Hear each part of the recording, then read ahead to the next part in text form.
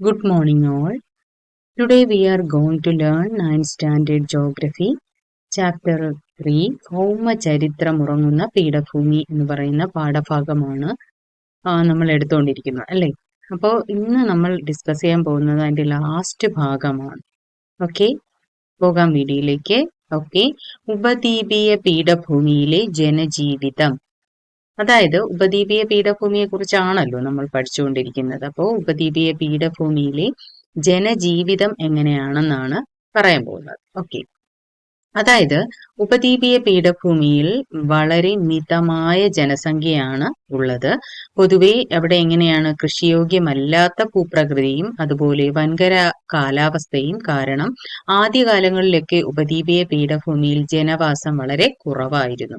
പിൽക്കാലത്ത് എന്ത് ചെയ്തു? ധാതു ഖനന പ്രവർത്തനങ്ങൾ ആരംഭിച്ചതും റോഡ് റെയിൽ ഗതാഗത മാർഗങ്ങൾ വികസിച്ചതും ധാതു അധിഷ്ഠിത വ്യവസായങ്ങളുടെ ആവിർഭാവവും ജനങ്ങളെ പീഠഭൂമിയിലേക്ക് അടുപ്പിച്ചു.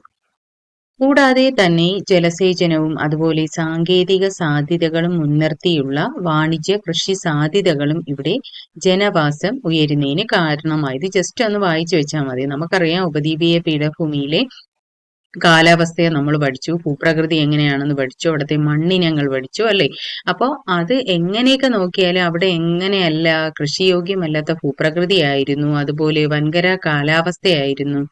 അപ്പോൾ അങ്ങനെയൊക്കെ ഉള്ള ആ ഒരു പീരീഡ് ഓഫ് ടൈമിൽ ജനവാസം വളരെ കുറവായിരുന്നു.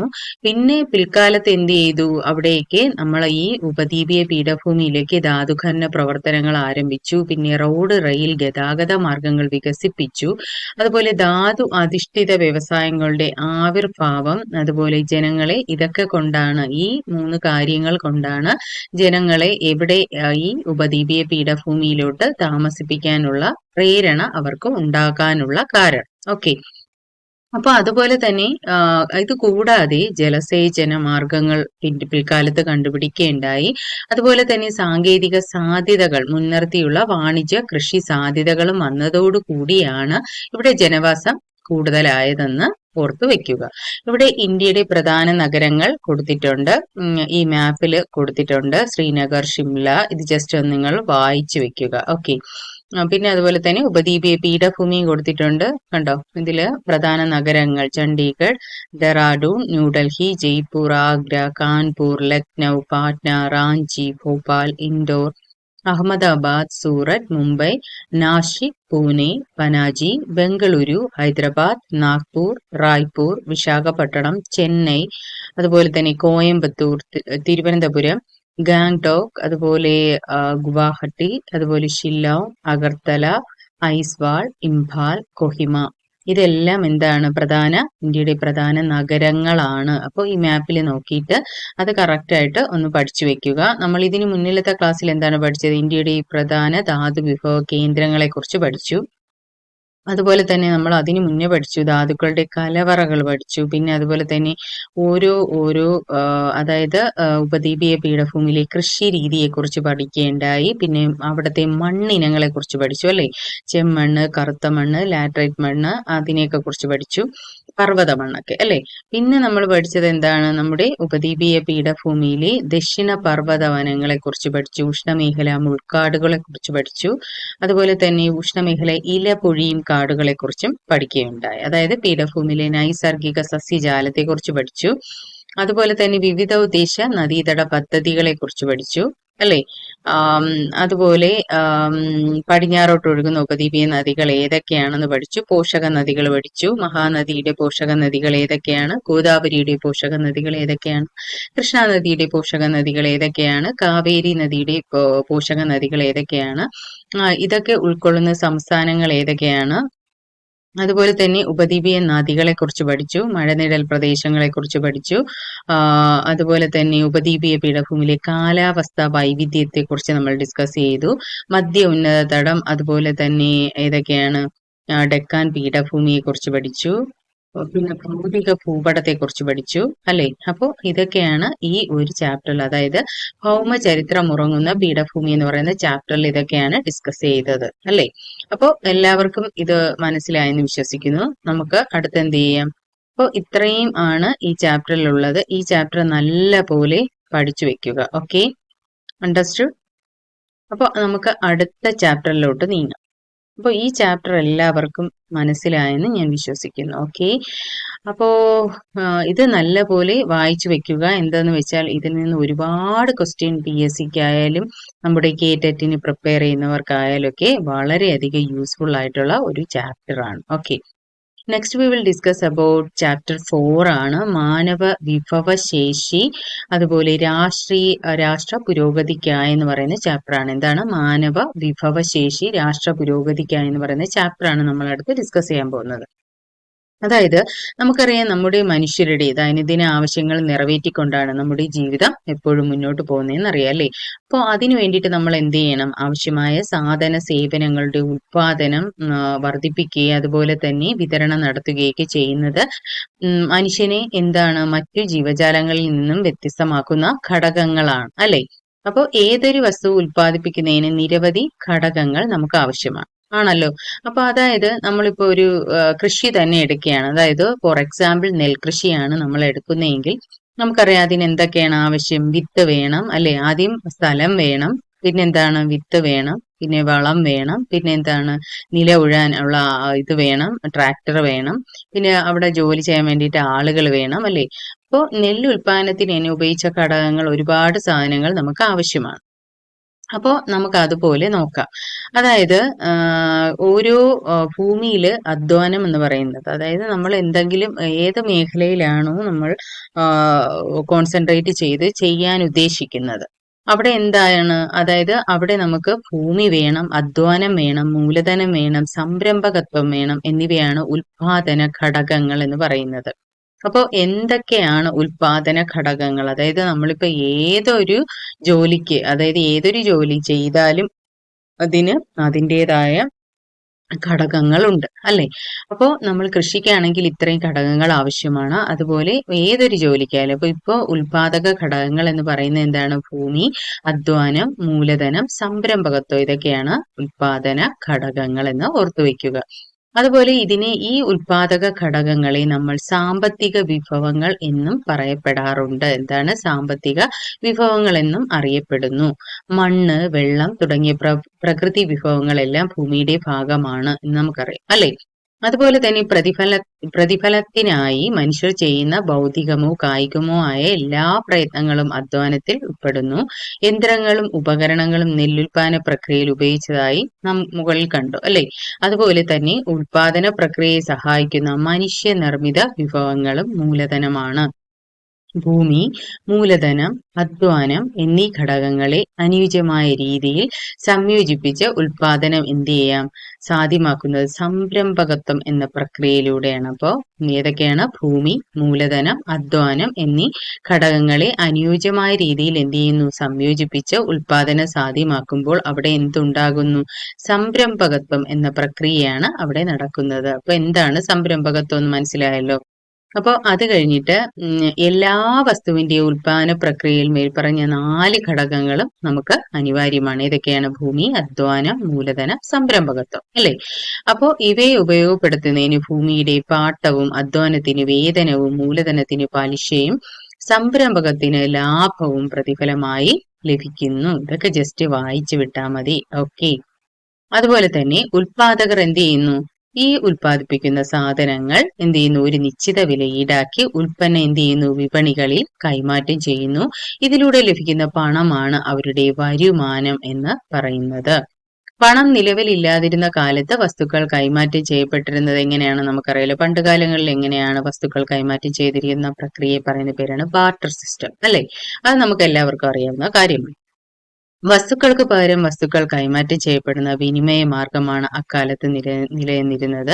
ഇതിനെ ബാർട്ടർ സമ്പ്രദായം എന്നറിയപ്പെടുന്നു. അപ്പൊ ചിലപ്പോൾ ഇങ്ങനെ ചോദിക്കാം, വസ്തുക്കൾക്ക് പകരം വസ്തുക്കൾ കൈമാറ്റം ചെയ്യപ്പെടുന്ന വിനിമയ മാർഗത്തെ അറിയപ്പെട്ടിരുന്ന പേര് എന്താണെന്ന് ചോദിച്ചാൽ എന്താണ്? നമ്മുടെ ബാർട്ടർ സിസ്റ്റം അല്ലെങ്കിൽ ബാർട്ടർ സമ്പ്രദായം എന്ന് ഓർത്തു വെക്കുക. അപ്പൊ അത് മാത്രമേ ഉള്ളൂ അതില് ഇമ്പോർട്ടന്റ് ആയിട്ടുള്ളത്. അപ്പോ അടുത്തത്, വിനിമയത്തിൽ നിലനിന്നിരുന്ന ഈ പരിമിതികൾ മനുഷ്യർ എങ്ങനെയായിരിക്കും മറികടന്നിട്ടുണ്ടാവുക? അതായത് ബാർട്ടർ സിസ്റ്റം ആണ് ഇതിൽ. അതായത് പണത്തിന്റെ പരിണാമം എങ്ങനെയാണെന്ന് നമുക്ക് നോക്കാം. അതായത് പണത്തിന്റെ പരിണാമ പ്രക്രിയയുടെ ആദ്യ ഘട്ടത്തിൽ മൃഗങ്ങളുടെ തോൽ, കാർഷിക വിഭവങ്ങൾ, കന്നുകാലികൾ തുടങ്ങിയ പല വസ്തുക്കളും എന്തായിട്ട് ഉപയോഗിച്ചിരുന്നു? പണമായിട്ടൊക്കെ ഉപയോഗിച്ചിരുന്നു. ലോഹങ്ങൾ ലഭ്യമായി തുടങ്ങിയപ്പോൾ എന്ത് ചെയ്തു? സ്വർണവും വിവിധതര ലോഹങ്ങളും തുടർന്ന് ലോഹ നാണയങ്ങളും പണമായി ഉപയോഗിച്ചു തുടങ്ങി.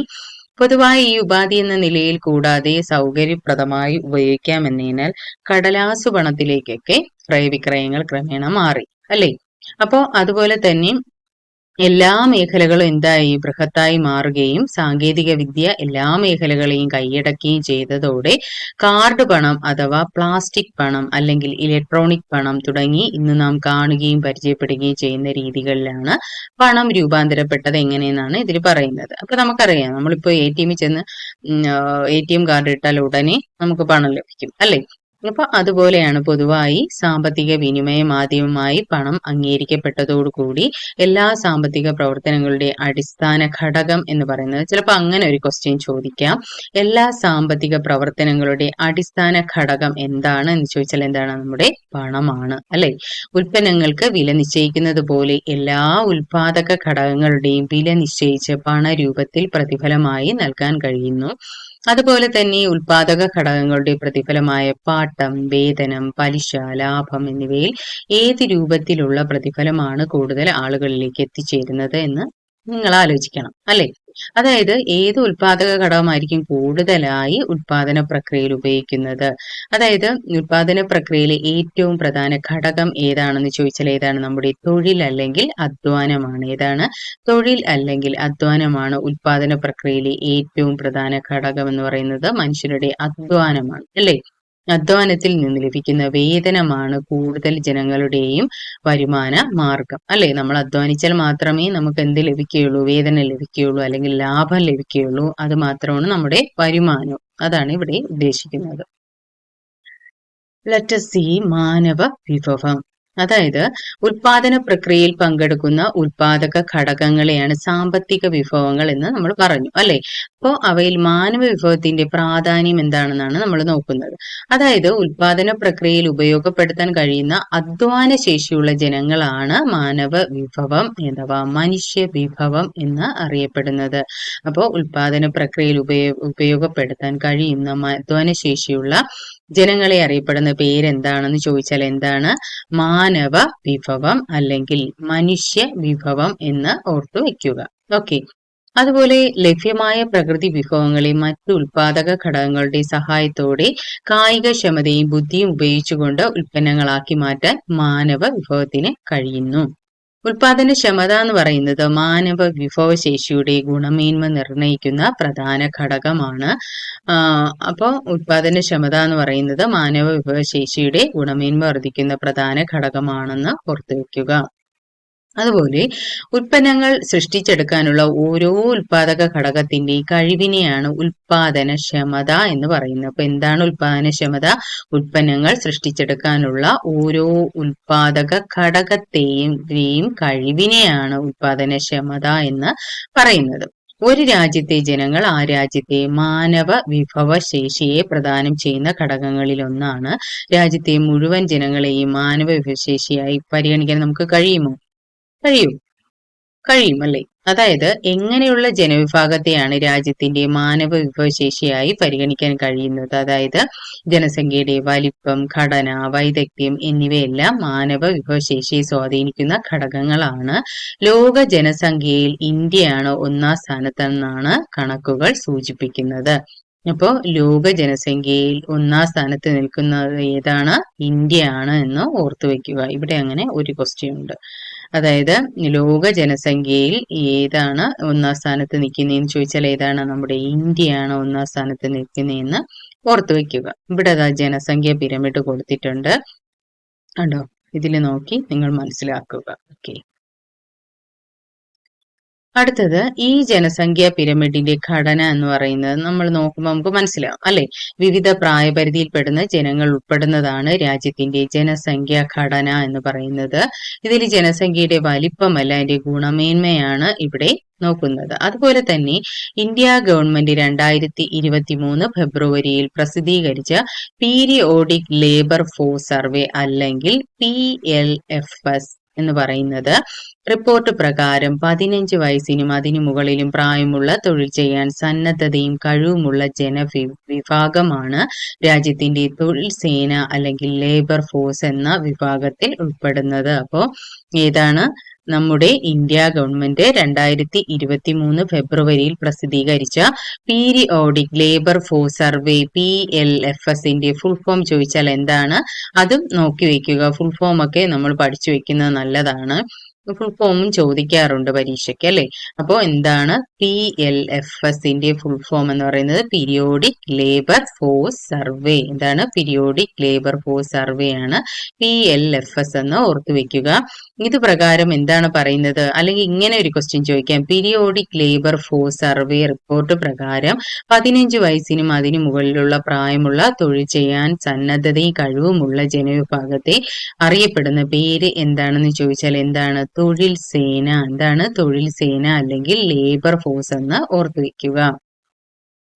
അപ്പോൾ അതുപോലെ തന്നെ ഈ ജനങ്ങളുടെ എണ്ണം, പ്രായഘടനയിൽപ്പെട്ട ജനങ്ങളുടെ എണ്ണം കൂടുതലാണെങ്കിൽ സമ്പദ്ഘടനയുടെ വരുമാനത്തെയും വളർച്ചയും എന്ത് ചെയ്യുന്നു? ഇത് അനുകൂലമായി സ്വാധീനിക്കുന്നു എന്നും ഓർത്തു വെക്കണം. ഓക്കെ. അതുപോലെ തന്നെ മാനവ വിഭവം, ഉൽപാദനക്ഷമത ഇവ എന്താണെന്ന് നമ്മൾ മനസ്സിലാക്കി അല്ലെ. മാനവ വിഭവത്തിന്റെ ഉൽപാദനക്ഷമത വർദ്ധിപ്പിക്കാൻ നമുക്ക് കഴിയുമോ ഇല്ലയോ? അതാണ് നമ്മൾ അടുത്ത് നോക്കാൻ പോകുന്നത്. അതായത് മാനവ വിഭവ ഉൽപാദനത്തിന്റെ ചലനാത്മക ഘടകമാണ്. ചിലപ്പോൾ ഉൽപാദനത്തിന്റെ ചലനാത്മക ഘടകം ഏതാണെന്ന് ചോദിച്ചാൽ ഏതാണ്? നമ്മുടെ മാനവ വിഭവം എന്ന് ഓർത്തു വെക്കുക. ഉന്നത വിദ്യാഭ്യാസം, ഉചിതമായ പരിശീലനം, ആരോഗ്യ പരിരക്ഷ തുടങ്ങിയവ ഉറപ്പുവരുത്തുക. ഇതൊക്കെയാണ് മാനവ വിഭവശേഷിയെ കൂടുതൽ കാര്യക്ഷമതയുള്ളതാക്കി മാറ്റാൻ കഴിയുന്ന ഘടകങ്ങൾ എന്ന് പറയുന്നത്. അതുപോലെ തന്നെ ഉൽപാദനക്ഷമത വർദ്ധിപ്പിക്കുന്നതിന് വേണ്ടി മേൽപ്പറഞ്ഞ ഘടകങ്ങളിൽ മേൽ കൂടുതൽ നിക്ഷേപങ്ങൾ നടത്തുമ്പോഴാണ് മനുഷ്യ മൂലധന രൂപീകരണം സാധ്യമാകുന്നത്. ദാറ്റ് ഈസ് കാൾഡ് മനുഷ്യ മൂലധന രൂപീകരണം എന്ന് ഓർത്തു വെക്കുക. അതായത് ഉൽപാദനക്ഷമത വർദ്ധിപ്പിക്കുന്നതിന് വേണ്ടി ഈ 4 ഘടകങ്ങളിൽ മേൽ കൂടുതൽ നിക്ഷേപങ്ങൾ നടത്തുമ്പോൾ അതിനെ അറിയപ്പെടുന്ന പേരെന്താണെന്ന് ചോദിച്ചാൽ എന്താണ്? മനുഷ്യ മൂലധന രൂപീകരണം. Let us move on. എന്താണ് മനുഷ്യ മൂലധന രൂപീകരണം എന്ന് നമുക്ക് നോക്കാം. അതായത് എന്താണ് മനുഷ്യ മൂലധനം? അതായത് നമ്മൾ ഓരോരുത്തരും വിദ്യാഭ്യാസം നേടുന്നത് എന്തിനാണ്? മാനവ വിഭവങ്ങളായി നമ്മൾ ഓരോരുത്തരും വിദ്യാഭ്യാസത്തിലൂടെ അതുപോലെ തന്നെ തൊഴിൽ പരിശീലനങ്ങളിലൂടെയൊക്കെ മനുഷ്യ മൂലധനമായി മാറുന്നു എന്നാണ് പറയുന്നത്. അതായത് മാനവ വിഭവശേഷിയുടെ സാമ്പത്തിക മൂല്യത്തെയാണ് മനുഷ്യ മൂലധനം എന്നറിയപ്പെടുന്നത്. മനുഷ്യ മൂലധന ശേഖരത്തിലേക്ക് കാലക്രമേണ നടത്തുന്ന കൂട്ടിച്ചേർക്കലുകളെയാണ് മനുഷ്യ മൂലധന രൂപീകരണം എന്ന് അറിയപ്പെടുന്നത്. ഇതൊക്കെ ജസ്റ്റ് ഒന്ന് വായിച്ചു വെച്ചാൽ മതി. ഓക്കെ. അപ്പൊ അതുപോലെ തന്നെ ഈ മനുഷ്യ മൂലധനം വർദ്ധിപ്പിക്കേണ്ടത് അത്യന്താപേക്ഷിതമാണ്. എങ്ങനെയാണെങ്കിൽ ഇന്ത്യയുടെ ജനസംഖ്യയിൽ വർദ്ധിച്ചു വരുന്ന തൊഴിൽ സേന രാജ്യത്തിന് നേട്ടമായി മാറണമെങ്കിൽ എന്ത് ചെയ്യണം? മനുഷ്യ മൂലധനം വർദ്ധിപ്പിക്കണം. അടുത്തത് എന്താണ് മനുഷ്യ മൂലധന രൂപീകരണത്തെ സ്വാധീനിക്കുന്ന ഘടകങ്ങൾ എന്നാണ് അടുത്ത് നമ്മൾ നോക്കാൻ പോകുന്നത്. അതായത് ഇതിനെ സ്വാധീനിക്കുന്ന പ്രധാനപ്പെട്ട ഘടകങ്ങളാണ് വിദ്യാഭ്യാസം, ആരോഗ്യ പരിരക്ഷ, അതുപോലെ തന്നെ തൊഴിൽ പരിശീലനം, അതുപോലെ എന്താണ് കുടിയേറ്റം, അതുപോലെ തന്നെ എന്താണ് നമ്മുടെ വിവര ലഭ്യത. ഇതൊക്കെയാണ് വിദ്യാഭ്യാസം, ആരോഗ്യ പരിരക്ഷ, തൊഴിൽ പരിശീലനം, കുടിയേറ്റം, വിവര ലഭ്യത മുതലായവയാണ് മനുഷ്യ മൂലധന രൂപീകരണത്തെ സ്വാധീനിക്കുന്ന പ്രധാന ഘടകങ്ങൾ. അത് ഇവിടെ കൊടുത്തിട്ടുണ്ട്. വിദ്യാഭ്യാസം, ആരോഗ്യം, കുടിയേറ്റം, തൊഴിൽ പരിശീലനം, വിവര ലഭ്യത. First we will discuss about എന്താണ് വിദ്യാഭ്യാസം. അതായത് എന്തിനാണ് രക്ഷിതാക്കൾ നമ്മുടെ വിദ്യാഭ്യാസത്തിന് വളരെയധികം പ്രാധാന്യം നൽകുന്നത് എന്ന് നിങ്ങൾ ചിന്തിച്ചിട്ടുണ്ടോ? കാരണം എന്താണ്? വിദ്യാഭ്യാസത്തിലൂടെ നമ്മളിൽ ഉണ്ടാകുന്ന ഒരുപാട് മാറ്റങ്ങളുണ്ട്. അതായത് വിദ്യാഭ്യാസം എന്ന് പറയുന്നത് ആധുനിക സാങ്കേതിക ഫലപ്രദമായി വിനിയോഗിക്കാനും മെച്ചപ്പെട്ട തൊഴിൽ സ്വായത്തമാക്കാനും കൂടുതൽ വരുമാനം നേടാനും അതുവഴി രാജ്യത്തിന്റെ വളർച്ചയ്ക്ക് മുതൽക്കൂട്ടാകാനും ജനതയ്ക്ക് കഴിയുന്നു എന്നാണ് വിദ്യാഭ്യാസം കൊണ്ട് ഉദ്ദേശിക്കുന്നത്. വിദ്യാഭ്യാസത്തിലൂടെ നമുക്ക് എന്ത് ലഭിക്കും? ഉയർന്ന ജീവിത നിലവാരം നേടാനും അതുപോലെ അതിലുപരി ഉന്നത മൂല്യബോധമുള്ള ഒരു സമൂഹത്തെ വാർത്തെടുക്കുവാനും സാധിക്കുന്നു.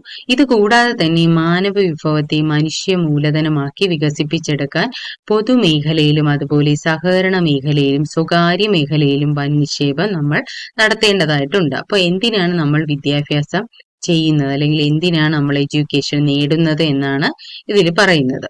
അത് കഴിഞ്ഞിട്ട് എന്താണ് നോളജ് എക്കണോമി അല്ലെങ്കിൽ വിജ്ഞാന സമ്പദ് വ്യവസ്ഥ എന്ന് പറയുന്നത് എന്താണെന്ന് ഈ കോളത്തിൽ കൊടുത്തിട്ടുണ്ട്.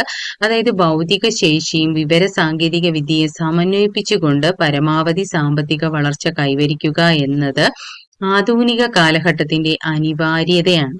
സാമ്പത്തിക പ്രവർത്തനങ്ങളുടെ വിവിധ തലങ്ങളിൽ ബുദ്ധിയോടൊപ്പം നൂതന സാങ്കേതിക ആവശ്യങ്ങളും അതുപോലെ വിവര സാങ്കേതിക വിദ്യയും വിനിയോഗിക്കുന്ന സമ്പദ് ക്രമമാണ് വിജ്ഞാന സമ്പദ് വ്യവസ്ഥ എന്ന് പറയുന്നു. അപ്പോൾ എന്താണ് വിജ്ഞാന സമ്പദ് വ്യവസ്ഥ എന്ന് മനസ്സിലാക്കുക. ഓക്കെ, അത് മാത്രമേ അതിലുള്ളൂ. അതുപോലെ ഇപ്പോ ഉള്ള ഇതിലൂടെ കാര്യക്ഷമത, അതായത് ശാസ്ത്രജ്ഞർ, ഗവേഷകർ, നയരൂപീകരണ വിദഗ്ധർ, ഓഹരി നികുതി എന്നിവയെക്കുറിച്ച് വിദഗ്ധ അഭിപ്രായം നൽകുന്നവർ, സോഫ്റ്റ്വെയർ വിദഗ്ധർ എന്നിവരെല്ലാം ഈ മേഖലയെ ശക്തിപ്പെടുത്തുന്ന മനുഷ്യ വിഭവങ്ങളാണ്. ഏത് മേഖലയെ? വിജ്ഞാന സമ്പദ് വ്യവസ്ഥയെ ശക്തിപ്പെടുത്തുന്ന മനുഷ്യ വിഭവങ്ങളൊക്കെയാണ് ഈ പറഞ്ഞത്. അതുപോലെ ടെക്നോ പാർക്ക്, ഇൻഫോ പാർക്ക് തുടങ്ങിയ സ്ഥാപനങ്ങൾ വിജ്ഞാന സമ്പദ് വ്യവസ്ഥയുടെ വളർച്ചയ്ക്ക് ആക്കം കൂട്ടുന്ന ഘടകങ്ങളാണ്. അപ്പോൾ വിജ്ഞാന സമ്പദ് വ്യവസ്ഥയ്ക്ക് ആക്കം കൂട്ടുന്ന ഘടകങ്ങൾ ഏതൊക്കെയാണ്? ഇൻഫോ പാർക്ക് വരും, ടെക്നോ പാർക്ക് വരും. അതുപോലെ മനുഷ്യ വിഭവങ്ങൾ എന്ന് പറയുന്നത് ഏതാണ്? ഈ വിജ്ഞാന സമ്പദ് വ്യവസ്ഥയുടെ മനുഷ്യ വിഭവങ്ങളാണ്. ഈ പഠിച്ചിറങ്ങുന്ന സോഫ്റ്റ്വെയർ, അതായത് ശാസ്ത്രജ്ഞന്മാരായാലും ഗവേഷകർ ആയാലും നയരൂപീകരണ വിദഗ്ധരായാലും ഓഹരി നികുതിയിൽ ഇടപെടുന്നവരായാലും ഇവരെല്ലാവരും വിജ്ഞാന സമ്പദ് വ്യവസ്ഥയിൽ ഉൾപ്പെടുന്നുവെന്നാണ് ഇതിൽ പറയുന്നത്. അതുപോലെ ഇത്തരത്തിലുള്ള നിക്ഷേപത്തിലൂടെ വിദ്യാഭ്യാസ നയങ്ങൾ പ്രാവർത്തികമാക്കാൻ സാധിക്കുന്നതോടൊപ്പം വിദ്യാഭ്യാസ മേഖലയിലെയും സാങ്കേതികമായ നൂതന പദ്ധതികൾ ആവിഷ്കരിച്ച് നടപ്പിലാക്കാനും നമുക്ക് കഴിയും. അതുകൊണ്ട് ഇത് സമ്പദ്ഘടനയുടെ വളർച്ചയ്ക്കും പുരോഗതിക്കും ഈ മാനവ അതായത് വിജ്ഞാന സമ്പദ് വ്യവസ്ഥ അല്ലെങ്കിൽ വിദ്യാഭ്യാസം വളരെ അത്യന്താപേക്ഷിതമാണ് എന്ന് മനസ്സിലാക്കുക. വിദ്യാഭ്യാസം പോലെ തന്നെ നമുക്ക് ആരോഗ്യമുള്ള ജനതയും മനുഷ്യ മൂലധന രൂപീകരണത്തെ സ്വാധീനിക്കുന്ന പ്രധാന ഘടകമാണ് ആരോഗ്യമുള്ള ജനത. കണ്ടോ, വിദ്യാഭ്യാസത്തിലൂടെ കഴിവ് വർദ്ധിപ്പിക്കുന്നു, സാങ്കേതിക പരിജ്ഞാനം വർദ്ധിക്കുന്നു, നൈപുണ്യ വികസനം വർദ്ധിപ്പിക്കുന്നു, മെച്ചപ്പെട്ട തൊഴിൽ ലഭിക്കുന്നു, മെച്ചപ്പെട്ട വരുമാനം ലഭിക്കുന്നു, മെച്ചപ്പെട്ട ജീവിത നിലവാരത്തിലൂടെ രാജ്യ പുരോഗതിയും കൈവരുന്നു. ഇതാണ് ഈ ചാർട്ടിൽ കൊടുത്തിട്ടുള്ളത്. കണ്ടോ, അപ്പോൾ ഇതൊക്കെയാണ് വിദ്യാഭ്യാസം കൊണ്ട് നമുക്ക് ലഭിക്കുന്ന നേട്ടങ്ങളെന്ന് നമുക്ക് പറയാം. അപ്പോൾ ഇന്നത്തെ ക്ലാസ് വൈൻഡപ്പ് ചെയ്യാൻ സമയമായിരിക്കുകയാണ്. അപ്പോൾ don't forget to watch my channel. If you like my channel, please like, share and subscribe. Okay, see you again. Okay, thank you.